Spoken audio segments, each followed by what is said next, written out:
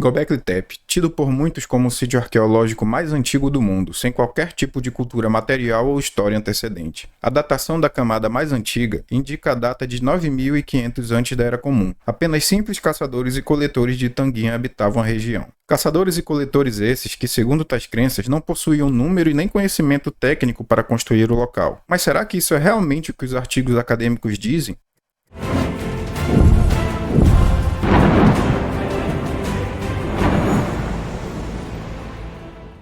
E aí pessoal, sejam muito bem-vindos a mais um vídeo aqui no canal Contextologia. Hoje nós vamos falar de Göbekli Tepe, mas não só de Göbekli Tepe, sim dos criadores de Göbekli Tepe, ou seja, das culturas que precederam e por sua vez deram origem aos povos de Göbekli Tepe. Bom, ao contrário do que muitos pensam, Göbekli Tepe já havia sido notado por uma pesquisa arqueológica norte-americana em 1964, que reconheceu que a colina em que o sítio se encontra não poderia ser inteiramente natural, mas presumiu que as anomalias no terreno eram apenas um cemitério bizantino abandonado. Já em 1994, começaram-se as escavações no local, sendo conduzidas pelo Instituto Arqueológico Alemão e pelo Museu de Sonneurfa, sob a direção do arqueólogo alemão Klaus Schmidt. Outra coisa que muitos também não sabem é que nem todas as áreas de Göbekli Tepe datam do mesmo período. O assentamento do Neolítico pré-cerâmico A, o mais antigo de todos, foi datado por volta do ano 9000 antes da Era Comum. Há também restos de casas menores do Neolítico pré-cerâmico B, que datam mais ou menos de 8.400 anos antes da Era Comum. No período epipaleolítico, também chamado de Mesolítico, alguns grupos começaram a abandonar o estilo de vida nômade, e é aqui que começa a nossa pesquisa. O que torna as culturas epipaleolíticas da Anatólia ao Oriente Médio tão importante é que foi neste período em que os caçadores e coletores começaram a se estabelecer permanentemente nos locais. Antes disso, eles até acampavam em um local ou outro por alguns meses, talvez anos, mas ao se esgotarem os recursos naturais da região, eram forçados a se moverem para outras regiões. Isso provavelmente estava relacionado ao clima, que se tornou mais ameno no Mesolítico, e nessas regiões cereais selvagens cresciam em abundância. Não apenas a flora, mas também a fauna da região floresceram. Havia muita caça disponível e, por isso, não havia necessidade de desmontar acampamento e ir a outro lugar para encontrar comida. Alguns pseudo-pesquisadores, como o jornalista britânico Graham Hancock, sempre falam sobre a impossibilidade de caçadores e coletores primitivos construírem Göbekli Tepe, e de como essa narrativa oficial é absurda. Ponto é, meus amigos, que os arqueólogos nunca se referiram a caçadores e coletores dessa região e época como simples ou primitivos. Na verdade, muito antes de Göbekli Tepe ser escavado, eles já estavam dizendo algo bastante diferente. Portanto, gente, é muito importante aprendermos que caça e coleta se referem simplesmente a um método de obtenção de alimentos. E isso é tudo. Não é um termo que se refere ao nível tecnológico ou habilidade de construção das pessoas, como é sugerido pelo Hancock e outros pseudo-pesquisadores. E sim, gente, nós temos os resquícios da cultura material, da evolução gradual tanto do simbolismo quanto da arquitetura encontrada em Göbekli Tepe. Uma cultura da mesma região, porém milênios mais antiga que Göbekli Tepe, é a cultura natufiana, do período epipaleolítico, entre mais ou menos 13.500 e 11.500 anos atrás. E encontramos resquícios de sua arquitetura e simbolismos em diversos sítios arqueológicos contemporâneos e também anteriores a Göbekli Tepe. E, gente, um ponto importante, a cultura natufiana é conhecida desde a época de 1930, então essa não é uma informação nova, apenas desconhecida por Hancock e outros. Nós encontramos nos assentamentos natufianos evidências do início da produção proposital e planejada de alimentos pela primeira vez no registro arqueológico. Estamos falando de coleta sistemática de alimentos e caça organizada, bem como a criação de instalações de armazenamento. Entre as ferramentas encontradas no local, encontramos ferramentas utilizadas para coletar plantas como foices e alguns outros utensílios como ferramentas de pedras para moer e processar grãos, como pilões feitos de basalto, que sabemos que é uma pedra muito dura, e outros tipos de itens. E, gente, isso é muito importante para o nosso estudo, porque mostra que as pessoas daquela época, bem antes de Göbekli Tepe, milênios antes, estavam criando ferramentas utilizáveis de pedra dura. No assentamento de Einan, hoje norte de Israel, havia uma sociedade de cerca de 250 famílias natufianas, que permaneceram no local por cerca de 1000 anos, colhendo e caçando, vivendo em abundância. Essas pessoas não eram simples ou primitivas, e lá encontramos evidências inclusive de exploração artística. Eles criavam artefatos simbólicos e também estruturas de formas circulares bem parecidas com as feitas em Göbekli Tepe. Dentre diversos itens encontrados no assentamento de Einan, uma gravura inclui a imagem de um pássaro, que foi identificado como pássaro que já foi comum na região, mas não mais, o ibis careca. Isso nos mostra que a imagética em Göbekli Tepe também pode ter sido aplicada para armazenar, compartilhar e transmitir informações. Inclusive, encontramos relevos do mesmo ibis careca em Göbekli Tepe. Uma outra caverna também importante é a caverna de Raionim, próxima a Göbekli Tepe. Nela foi descoberta uma peça de calcário entalhada. Era realmente uma lápide, como as que vemos nos cemitérios hoje. Tem cerca de 15 ou 16 centímetros de largura, mas a peça estava quebrada quando foi encontrada, então não sabemos o tamanho original. Uma borda preservada mostra que a peça era arredondada. Nela vemos entalhes formando a representação de uma figura humana. Obviamente isso não está no mesmo nível que vemos em Göbekli Tepe, mas lembre-se que estamos rastreando o desenvolvimento gradual que começou a ocorrer 3 milênios antes e que levará diretamente ao que encontramos em Göbekli Tepe. Também foi encontrada uma laje de pedra com um tipo de padrão cruzado, padrão esse que aparece de vez em quando em outros sítios arqueológicos da região, bem como também em Göbekli Tepe. São atualmente interpretados como um calendário, possivelmente registrando chuvas de inverno, quantidade de chuvas e afins. Qualquer que seja o significado, parece ser um sistema de registro, o que demonstra uma organização social. Outro exemplo bastante importante da metade do período natufiano vem de Nahal Engef. Este rosto, esculpido a partir do calcário, é minimalista com certeza, mas as modificações são interessantes. A superfície da pedra foi modificada para se parecer uma cabeça humana, e um relevo em forma de T foi feito para formar as sobrancelhas e nariz. Como vemos, muito antes de Göbekli Tepe, as pessoas já estavam realizando imagética em relevo, gente. E não é apenas fazer entalhes para desenhar coisas, mas moldar a pedra para que as formas se destaquem. E é interessante que as habilidades para fazer isso são encontradas gradualmente à medida que avançamos em direção cronológica a Göbekli Tepe. Halansemir era um pequeno assentamento no sudeste da Turquia, não muito longe de onde Göbekli Tepe seria posteriormente construído. O local era na verdade uma base permanente para caçadores e coletores natufianos. Ficava em uma área de florestas abertas, onde havia gramídeas selvagens e muitas espécies de animais. Foi estabelecido no último milênio do período Epipaleolítico, durante o Dryas recente, e durou por alguns séculos até o Neolítico. As descobertas em Halansemir também contêm evidências de relações culturais com outras culturas. Apenas uma parte do centro do local foi escavada até agora, mas encontramos vestígios de edifícios circulares semi-subterrâneos semelhantes aos vistos nos assentamentos natufianos.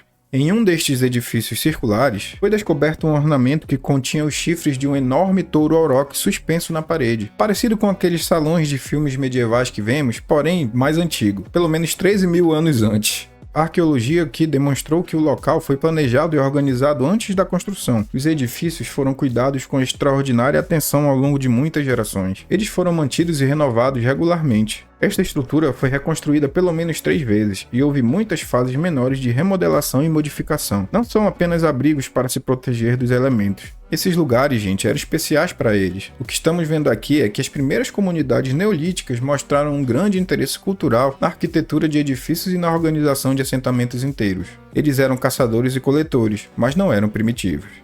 Çakmaktepe é um montículo baixo no rio Tigre, no sudeste da Turquia. Os restos de pedra encontrados lá são dos níveis mais antigos, que vêm do final do Epipaleolítico, entre o 12º e o 11º milênio antes da Era Comum. Lá encontramos evidências de ricas indústrias de pedra, vasos de pedras com decoração zoomórficas e antropomórficas, pilões, moedores e plaquetas com decorações de animais. Também objetos de ossos decorados, milhares de conchas marinhas e vários tipos de anzóis de pesca feitos de ossos e pedra furada. Existem estruturas construídas aqui que claramente eram para armazenar alimentos, gente. As casas têm poços de terra cercados por paredes de pedra fina, que é uma técnica para resfriar alimentos bem antiga. Está claro que as pessoas aqui tinham tecnologia de produção e pescavam ativamente. Os caçadores e coletores, gente, eram capazes de muita coisa.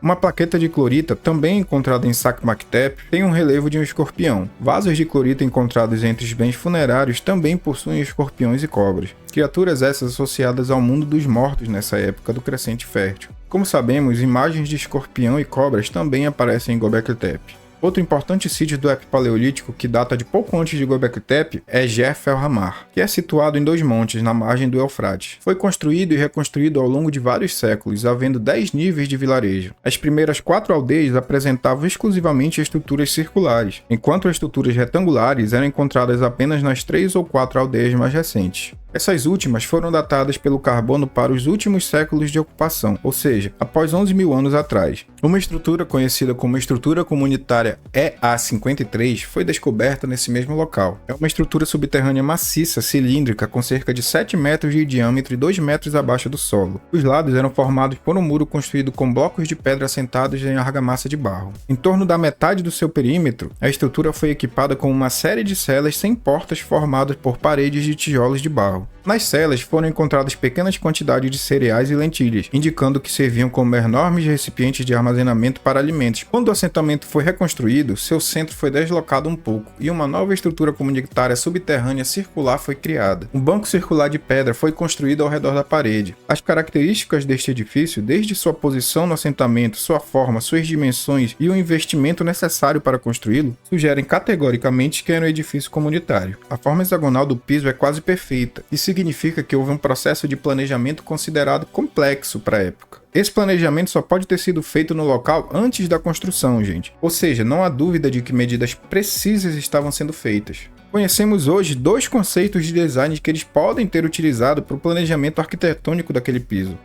Outra estrutura grande e arquitetônica complexa datada da fase inicial do período Neolítico foi encontrada no sul em vez do norte do Levante. Isso mostra que esse tipo de produção era generalizado no sudoeste da Ásia nesta época. O local é conhecido simplesmente como WF-16. Está localizado em dois morros adjacentes em Wadi Fainan, na Jordânia. Data de 11.200 anos antes da Era Comum. Dentro há uma estrutura chamada O75. Muitos pilões, pedras de moer, almofarizes e outros itens foram descobertos no local, mostrando intensa exploração da flora selvagem. O padrão é extremamente semelhante ao encontrado nos assentamentos natufianos, incluindo em Göbekli Tepe. Ainda não conhecemos a função dessa estrutura, mas ela fornece evidências adicionais de atividades de construção comunitária. Ou seja, gente, os relevos de Göbekli Tepe têm claramente seus antecedentes, não surgiram do nada como os pseudo-pesquisadores falam. E voltando um pouquinho aqui em Saqmanaq Tepe, que nós falamos ainda agora, esse é certamente o antecessor direto de Göbekli Tepe, gente. Está na mesma região, os relevos possuem as mesmas características, as mesmas arquiteturas, os mesmos simbolismos, porém, data de cerca de 3.400 anos antes. Lajes de pedra com representações de animais também foram encontradas lá, mas não são tão avançadas como o Göbekli Tepe, óbvio. O ponto é que esse é certamente o elo na cadeia, galera. O crescimento gradual e desenvolvimento de arquitetura e simbolismo na região, com certeza tem seus primeiros registros da cultura natufiana, que provavelmente era a mesma cultura de Göbekli Tepe, obviamente miscigenada com alguns outros tribos e povos.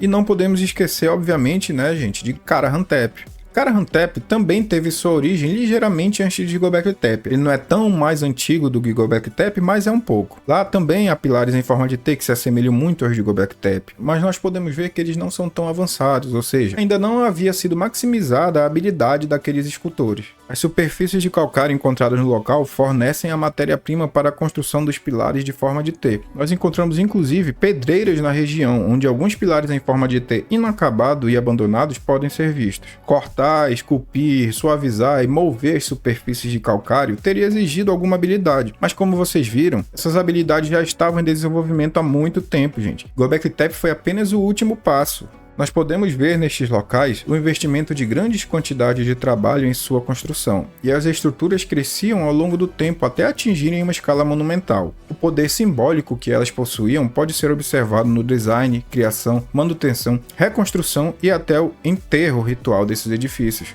E esse é um outro ponto que muita gente não sabe. Muita gente sabe que Göbekli Tepe foi enterrado propositalmente, certo? Mas o que não sabe é que vários outros sítios arqueológicos ali da região, tanto contemporâneos quanto anteriores, também haviam sido enterrados do mesmo jeito de Göbekli Tepe. Ou seja, esse é mais um indício de que a cultura que construiu e que também finalizou Göbekli Tepe, ou seja, que enterrou ele, seguia os mesmos preceitos das culturas natufianas que eu venho falando para vocês desde o início do vídeo, gente. Göbekli Tepe é um local muito grande, gente. É o maior de todos esses sítios arqueológicos que eu citei para vocês até agora. Como eu disse para vocês, era o último passo, então obviamente ele seria muito mais bem construído e obviamente seria muito importante na época. Devido à sua distância de fontes de água, os escavadores originais do local, ou seja, os descobridores de Göbekli Tepe, pensavam que só poderia ser uma área de culto e não um assentamento. É por isso que a gente vê toda essa conversa sobre Göbekli Tepe ser uma espécie de templo, era visitado por pessoas que viviam de outros lugares e por aí vai. Não existe até hoje, gente, evidência disso, né, de que pessoas viam de outros lugares para visitar Göbekli Tepe. As evidências que nós temos são as seguintes.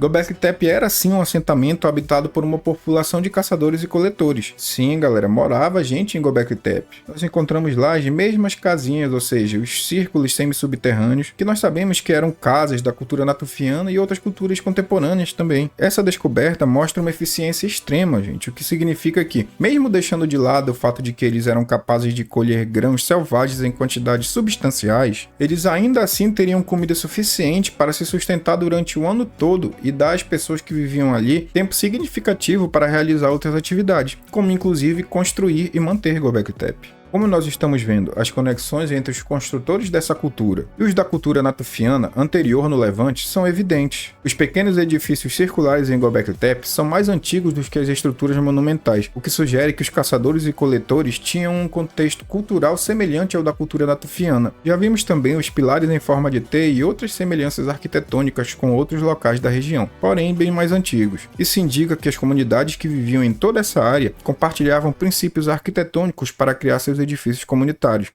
Gente, às vezes nós estamos inclinados a ter uma visão estreita. Mesmo os arqueólogos, às vezes, se concentram na investigação de assentamentos individuais, sem dar muita atenção a como um único assentamento pode ter sido parte de um todo maior. A troca de materiais e o compartilhamento de inovações culturais e tecnológicas são evidentes nos registros arqueológicos. O comércio de obsidiana estava em pleno florescimento nessa época. A obsidiana encontrada em Göbekli Tepe vem do sul da Mesopotâmia, ou seja, da região que conhecemos hoje como Suméria. Para o que queremos nesse vídeo aqui, o apresentado creio eu que já satisfaz, gente. Demonstramos que existe não só evidências materiais da evolução das técnicas arquitetônicas e simbólicas dos caçadores e coletores que construíram Göbekli Tepe, mas centenas delas espalhadas por diversas regiões ao redor de Göbekli Tepe, bem como datando de períodos totalmente diferentes, alguns anteriores, outros posteriores e outros contemporâneos. No final das contas, gente, nós temos dois pontos muito importantes para fixarmos no final desse vídeo. O primeiro nós já falamos no início do vídeo, mas eu vou relembrar aqui para vocês, e ele consiste em aprendermos que caça e coleta se referem a um método de obtenção de alimentos. E é somente isso, gente. Não é um termo que se refere ao nível tecnológico ou habilidade de construção das pessoas, como é sugerido pela maioria. Ou seja, não é porque são caçadores e coletores que eles não podem ou não conseguem construir seus edifícios, suas casas, seus armazéns e por aí vai. E o segundo, gente, é uma frase que eu sempre repito, tanto em live, já falei em alguns vídeos aqui também, frase de um grande amigo meu pesquisador, Mike Barbara, que inclusive vai estar vindo aqui no canal fazer umas lives com a gente. Não é porque é antigo que precisa ser primitivo. E aí, gente, vocês ainda veem em Göbekli Tepe alguma coisa que significaria um salto de evolução decorrente do contato de uma super civilização, ou talvez até de povos extraterrestres? Ao meu simples e leigo ver, é apenas o bom e velho aprimoramento de técnicas já existentes ao longo de séculos e séculos. Então, gente, para o vídeo de hoje foi isso, espero muito que vocês tenham gostado. Galera, entre aí no nosso grupinho do WhatsApp, o link tá aí na descrição, vamos bater uns papinhos por lá. Agradeço mais uma vez para quem ficou aqui até o final e eu vou deixar mais 2 vídeos aí para vocês continuarem assistindo e ajudarem o nosso canal a crescer. Valeu!